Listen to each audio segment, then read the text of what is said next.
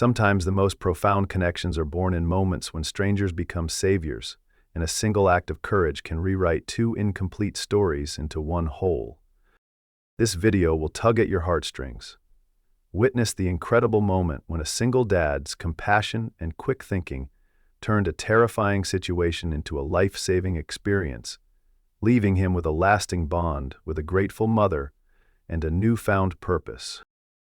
The autumn rain fell in sheets across the industrial skyline, washing away the grime that had settled on windshields overnight.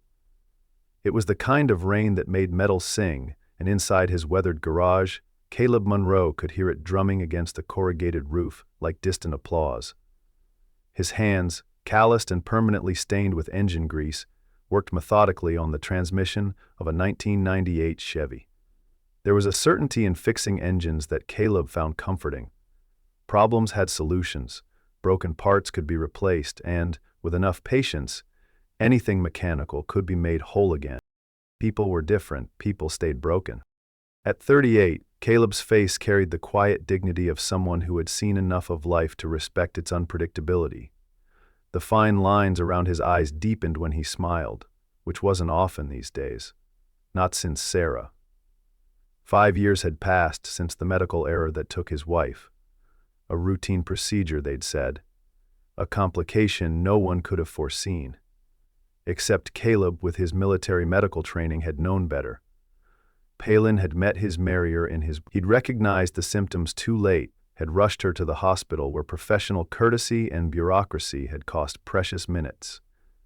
Minutes that might have saved her. "Dad?" The small voice pulled him from the familiar spiral of his thoughts. "Ms. Jenkins says I need this permission slip signed by tomorrow." Josie stood in the doorway, 7 years old and already so much like her mother. The same determined chin, the same intelligent eyes that seemed to absorb everything. She held out a crumpled piece of paper, her backpack still slung over one shoulder. "Let me just clean up," Caleb said, wiping his hands on a rag that had once been white. It was Thursday, which meant they'd have to take the subway downtown for Josie's weekly checkup. The diabetes that had appeared in his daughter just months after her mother's death felt like life's cruelest joke. As if taking Sarah wasn't enough, now he had to watch their daughter navigate a lifelong condition. The clock on the wall, perpetually 5 minutes slow, showed 4:30. If they hurried, they could make the 5:15 train, be at the doctor's by 6, and maybe grab dinner at that diner Josie liked before heading home. Routine was their anchor now. "How was school?" Caleb asked as he locked up the garage. Monroe Auto Repair wasn't much, but it was his, and it allowed him the flexibility to be there for Josie when she needed him. "We learned about the heart today," Josie said, skipping ahead of him. "Did you know it beats more than 100,000 times a day?" Caleb nodded, thinking of all the heartbeats that had passed since Sarah's had stopped. 182,500,000, give or take. The math was automatic now, a silent counting that never ceased.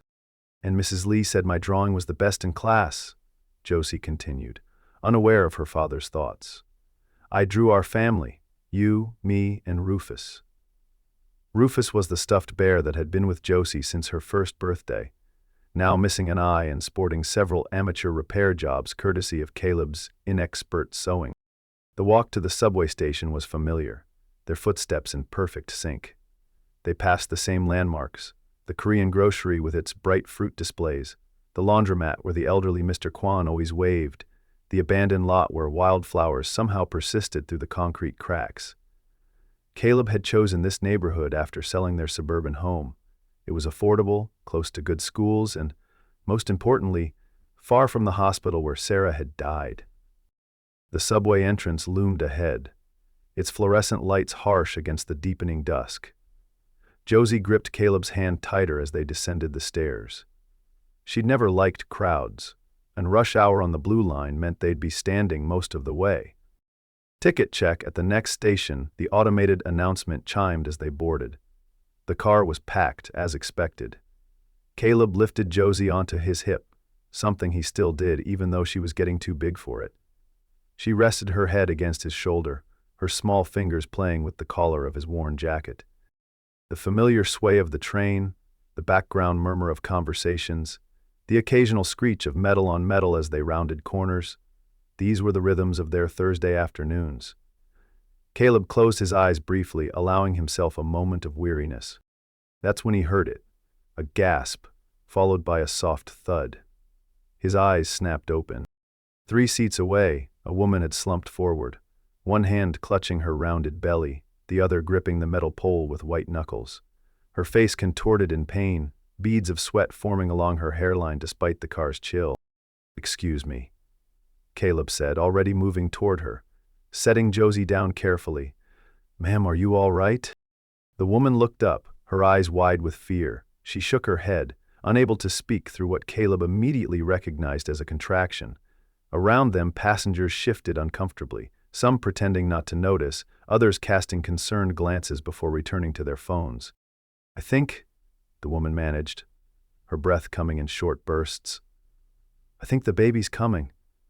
It's too early. I'm not due for—" Another contraction hit, cutting her words short. Caleb's training took over, muscle memory from years as a combat medic before he'd left the service to start a family. "I'm going to help you," he said, his voice steady. "I have medical training. What's your name?" "Meredith," she gasped. "Meredith Quinn." "Okay, Meredith. I'm Caleb. That's my daughter, Josie. I need you to focus on your breathing while I see what's happening." He looked up, addressing the crowd. "I need space. This woman is in labor."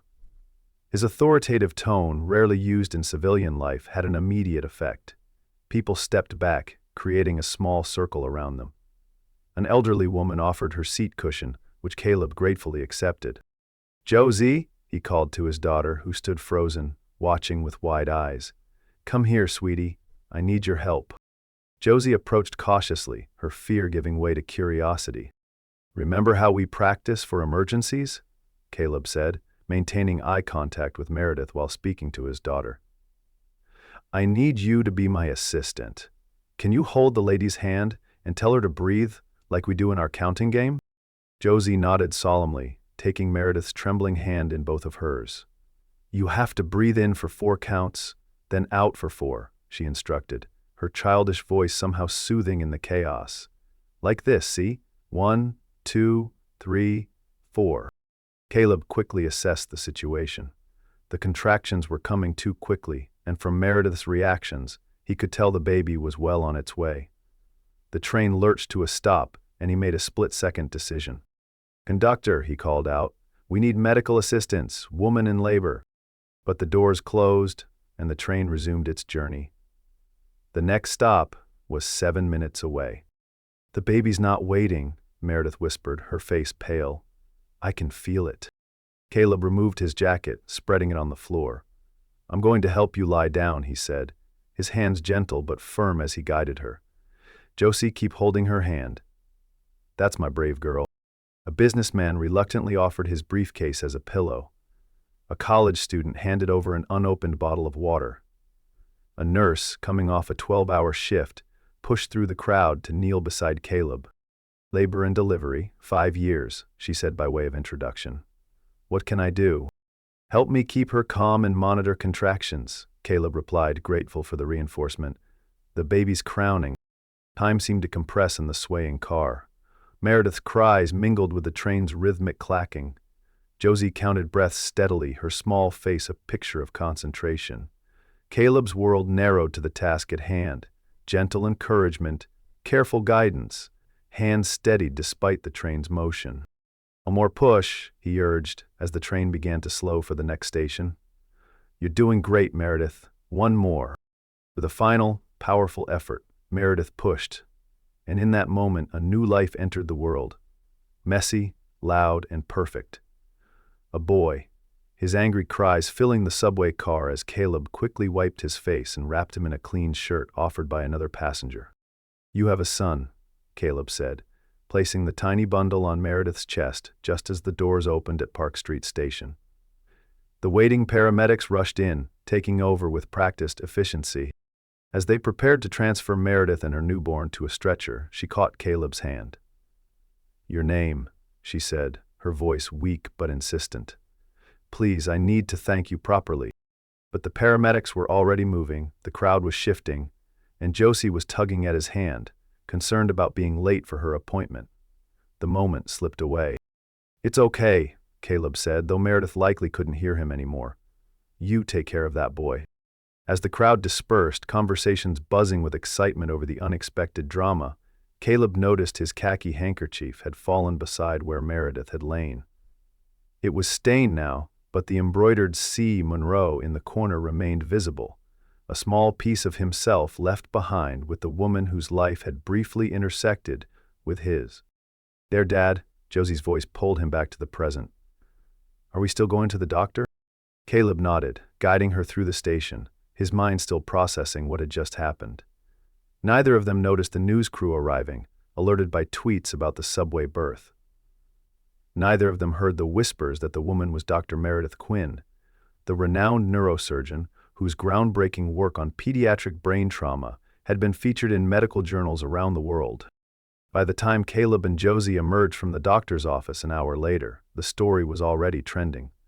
But they simply walked to the diner as planned, ordered their usual meatloaf special for Josie, meatloaf special for Caleb, and continued their Thursday routine, unaware that anything had changed. 3 weeks later, the sleek black Audi pulling into his potholed parking lot looked as out of place as a swan in a mud puddle. Caleb was underneath Mrs. Rodriguez's ancient Honda when he heard the car door close. "Excuse me," a woman's voice called. "I'm looking for C. Monroe." Caleb slid out from under the car, wiping his hands on his coveralls before looking up. Recognition hit him immediately. The woman from the subway. Though now she looked completely different. Her hair was neatly styled, her coat expensive, her bearing confident. In her arms was a small bundle wrapped in a blue blanket. "You're a hard man to find," she said, a smile softening her professional demeanor. "The handkerchief only gave me a last name, and there are quite a few Monroes in the city." "You found me," he said simply. "I did, with some help from security camera footage and a very determined assistant." She shifted the bundle in her arms. "I wanted to thank you properly. And I wanted you to meet Benjamin. Benji. That's what I've been calling him." She stepped forward, tilting the blanket so Caleb could see the sleeping infant's face. Something tightened in Caleb's chest. That instinctive response to new life, to potential, to beginnings. "Is beautiful," Caleb said. "Healthy?" "Perfect. 5 pounds 7 ounces, small but fighting." She looked at Caleb with an intensity that made him uncomfortable. "You knew exactly what to do. Were you a doctor before?" She gestured at the garage. "Combat medic. 2 tours. Nothing as miraculous as bringing life into the world. Mostly the opposite." He paused. "But we had training for everything." "Dr. Meredith Quinn," she said, extending her free hand. "Neurosurgery at Boston Memorial." The name registered faintly. He'd seen it perhaps in a newspaper, heard it mentioned on local news. A doctor, of course. "Caleb Monroe," he replied, gesturing at his grease-stained hands apologetically, rather than taking hers. "Just Caleb is fine." "Would you like to come in? It's not much, but it's warm." Caleb gestured toward the small office attached to the garage. "I can make coffee." Meredith nodded, following him into the cramped space that served as both office and break room. Photos of Josie at various ages were taped haphazardly to the wall. Josie on her first bike, Josie losing her front tooth, Josie holding up a science fair ribbon. "Getting better," she said. "Your daughter?" Meredith asked, nodding toward the photos as she settled carefully onto the couch, adjusting Benji in her arms. "Josie, she's 7. Caleb busied himself with the coffee maker. She was amazing that day on the subway. Usually shy around strangers, but she stepped right up. "She was incredible," Meredith agreed, "counting breaths with me when I thought I might pass out from the pain." She looked down at Benji. "I keep thinking about what might have happened if you two hadn't been there." Caleb shrugged, uncomfortable with gratitude. "Someone would have helped." "No," Meredith said firmly. "You didn't see what I saw. People backed away, looked at their phones, pretended it wasn't happening." Her voice took on an edge. "I've worked in emergency medicine. I know how people freeze. You didn't. The coffee maker gurgled, filling the silence with its familiar sound. Caleb poured 2 mugs, handed one to Meredith, then sat in the desk chair across from her. "Why a mechanic?" she asked suddenly. "With your medical training?" "It's complicated." Caleb sipped his coffee. his eyes drifting to a photo not displayed on the wall, the one in his desk drawer of Sarah, laughing in the summer sun, unaware of the blood clot forming that would take her 6 weeks later. I lost my wife. Medical error. After that, I couldn't. Understanding dawned in Meredith's eyes. I'm sorry, she said. And unlike the many condolences he'd received over the years, hers seemed to carry the weight of someone who understood professional failure, who had perhaps witnessed similar tragedies from the other side. It was a long time ago, Caleb replied, though they both knew 5 years wasn't long at all. Benji stirred in his mother's arms, tiny fists waving. His eyes opened, that unfocused newborn gaze trying to make sense of shapes and light. Well, has your eyes, Caleb observed. And hopefully his father's common sense, Meredith said with a wry smile that didn't quite reach her eyes. Though given that Michael decided fatherhood wasn't for him 2 months into my pregnancy, that may be too much to hope for. The statement hung in the air, neither an invitation for sympathy nor a bid for connection, simply a fact shared between 2 adults who had both weathered abandonment in different forms. His loss, Caleb said finally. Meredith looked up, surprised by the simple statement. Then she laughed, a genuine sound that seemed to surprise her as much as it did Caleb. Yes, she agreed. His loss entirely. The tension in the small office eased. When the garage door creaked open an hour later, announcing Josie's return from school, it felt almost natural, as if this impromptu coffee between strangers was a regular occurrence. Dad? Josie called, her footsteps light on the concrete floor. Mrs. Kwan gave me almond cookies again. She says I'm still too. She stopped short in the office doorway, her eyes widening at the sight of Meredith and the baby. Josie, Caleb said, this is Dr. Quinn and her son Benji, from the subway. Recognition transformed Josie's face. The subway baby, she exclaimed, approaching cautiously. He's so tiny. Would you like to hold him? Meredith asked, already shifting forward. Josie looked to her father for permission. At his nod, she carefully set down her backpack and perched on the couch beside Meredith, arms positioned exactly as Caleb had once shown her with a neighbor's infant. Support his head, Meredith instructed, transferring Benji with the practiced ease of a medical professional. That's perfect. Josie's face was solemn with responsibility as she cradled the newborn. Hello, Benji, she whispered. I'm Josie. I helped when you were born. Something shifted in that moment. A connection formed, invisible but undeniable. Caleb saw it in the gentle way Josie stroked Benji's cheek, in the protective posture of her small shoulders. Meredith saw it too, her eyes meeting Caleb's over the children's heads. A silent understanding passed between them.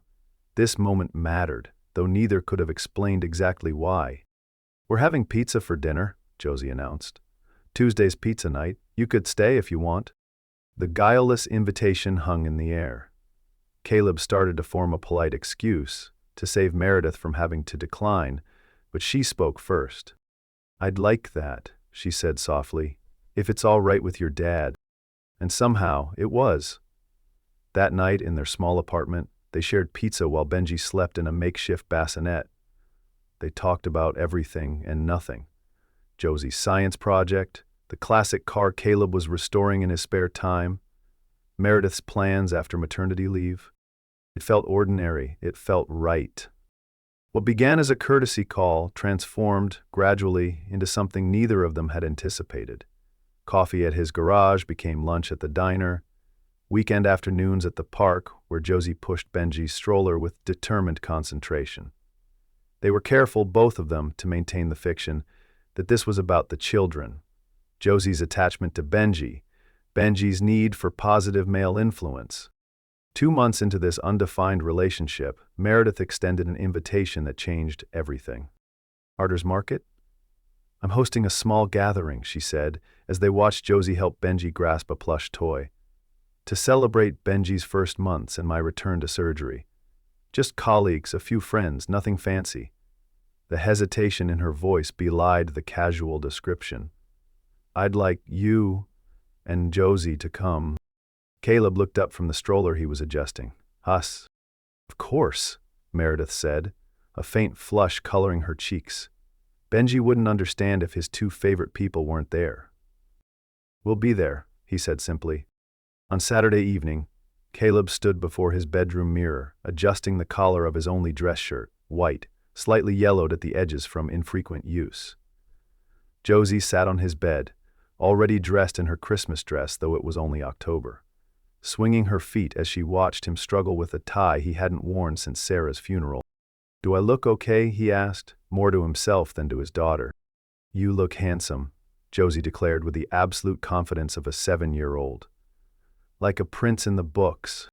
Caleb smiled, giving up on the tie and leaving it hanging loose around his neck. "And you look beautiful, Jojo, like a princess." "I'm not a princess," she corrected seriously. "I'm a scientist who's going to help babies like Benji." The declaration caught him off guard. "Is that what you want to be, a doctor?" Josie nodded. "Like Dr. Quinn, she helps people's brains when they're sick. I want to help babies." Meredith's home was in a historic brownstone in Back Bay, its elegant facade illuminated by tasteful landscape lighting. The door opened before they could ring the bell, revealing Meredith in a simple black dress, her hair swept up elegantly. "You came," she said, relief evident in her voice. "I was afraid you might change your mind." "We brought cookies," Josie announced, holding up a Tupperware container. "Dad and I made them this morning." "That's very thoughtful," Meredith said, kneeling to accept the gift at Josie's level. "Benji's in the living room with my friend Anna.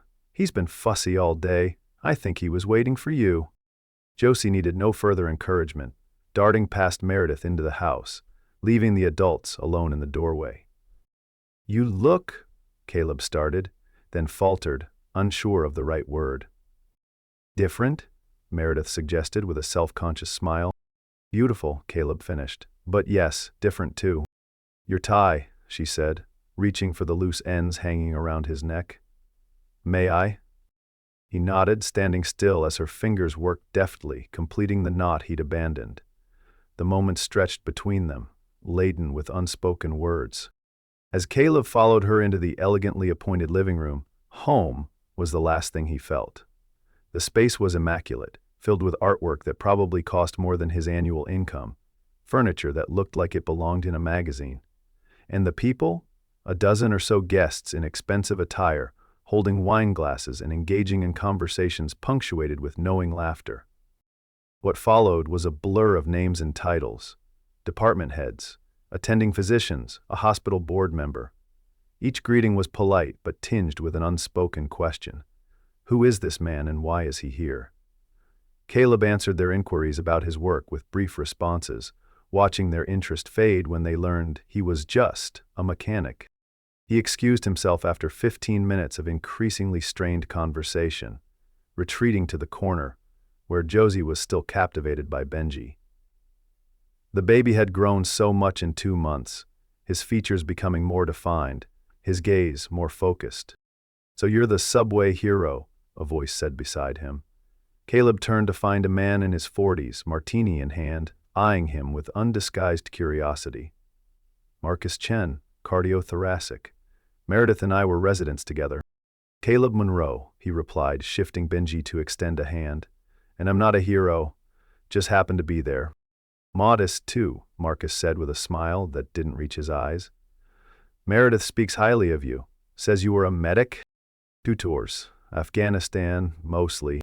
"Ah, and now you fix the cars, is it? Quite a change of pace." The condescension was subtle but unmistakable. Before Caleb could respond, another voice joined the conversation, a woman with sharp features and sharper eyes. "Fascinating career trajectory," she said. "From saving lives to changing oil. Was medicine simply too challenging?" Benji stirred against Caleb's chest, sensing the tension in his body.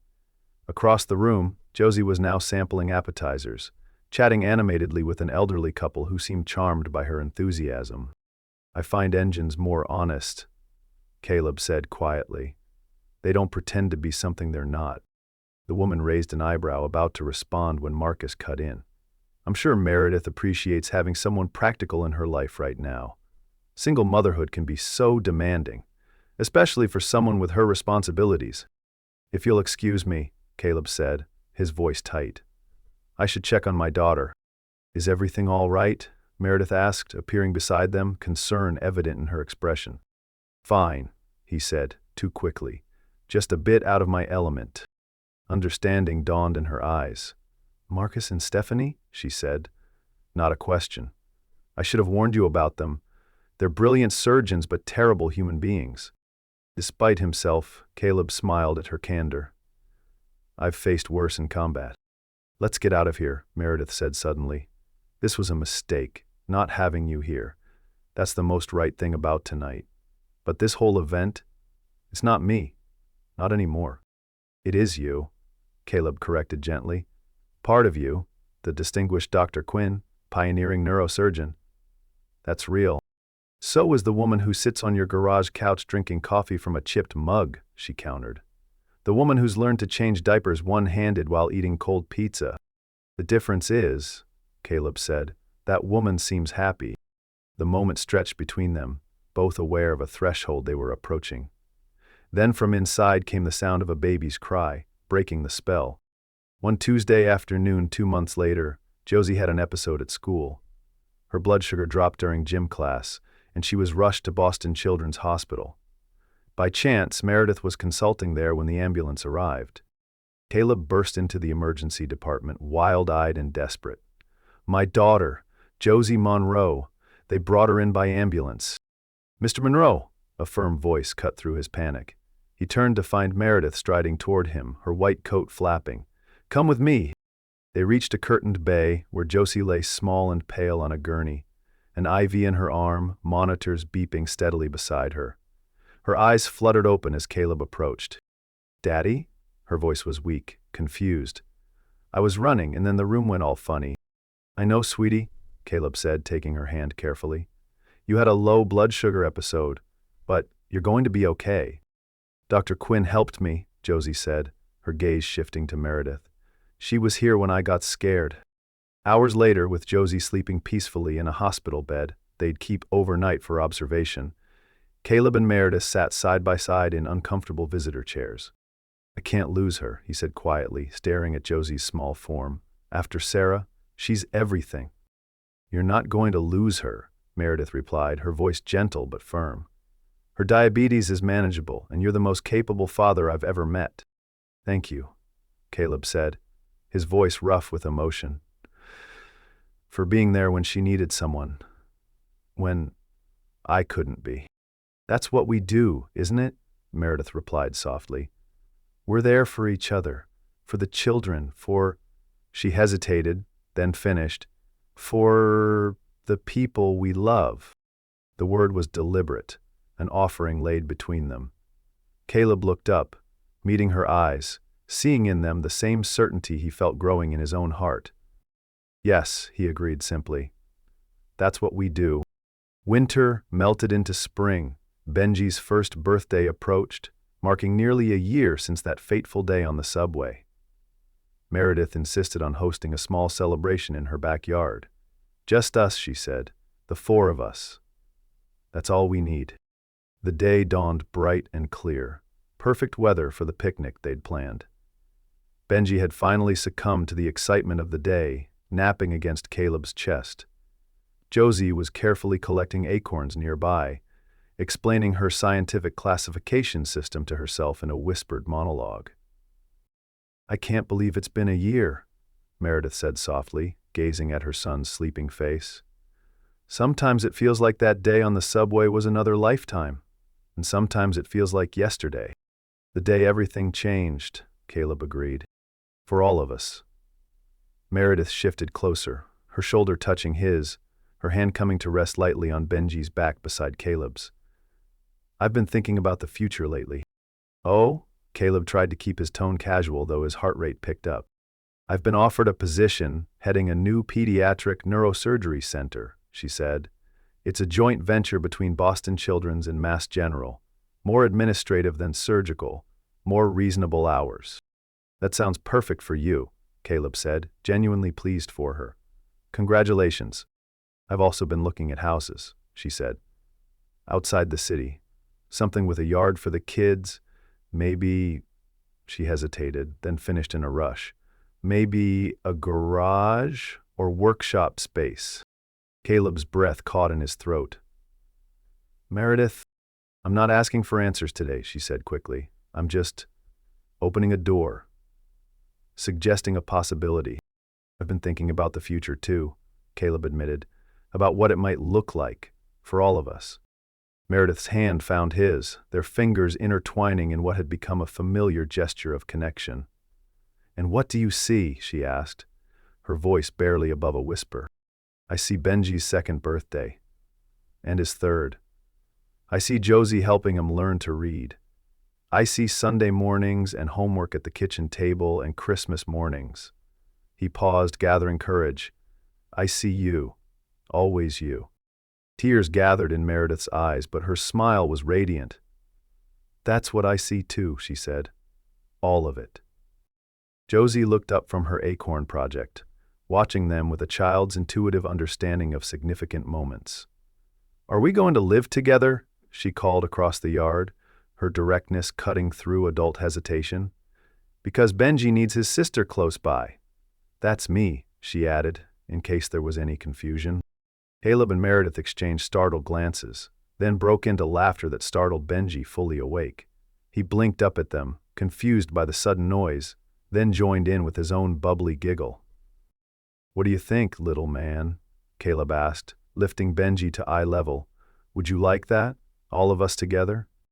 Benji responded by grabbing Caleb's nose with surprising strength, an act that everyone took as enthusiastic agreement. I think that's settled then, Meredith said, leaning her head against Caleb's shoulder. By unanimous decision. As the sun began to set, casting long shadows across the yard, they remained on the blanket, the four of them together, bound by choice rather than blood, by love rather than obligation. Caleb looked around at the tableau they'd created, this improbable family forged in a moment of crisis, strengthened through months of small kindnesses and shared meals, of bedtime stories and morning coffees. You didn't just help deliver Benji that day, Meredith said, her voice thick with emotion. You delivered me too, from a life that looked perfect on the outside but was hollow within. You showed me what matters. We found each other, Caleb said, encompassing all four of them in the statement. That's what matters. As darkness fell, they gathered their blanket and Benji's birthday gifts, making their way back into the house. Tomorrow would bring decisions about houses and schools, about blending lives and surnames, about the practical details of building a future together. But for tonight, they simply enjoyed the certainty that had grown between them, the knowledge that whatever came next, they would face it as one. From the chaos of that subway car, from two broken stories, they had created something whole, something lasting, something like love. Not the dramatic, instant connection of fairy tales, but the slow-growing, deep-rooted love that comes from shared purpose and mutual respect, from seeing each other clearly and choosing to stay. The kind of love that builds families and futures, that strengthens through challenges rather than fracturing. The kind of love that lasts.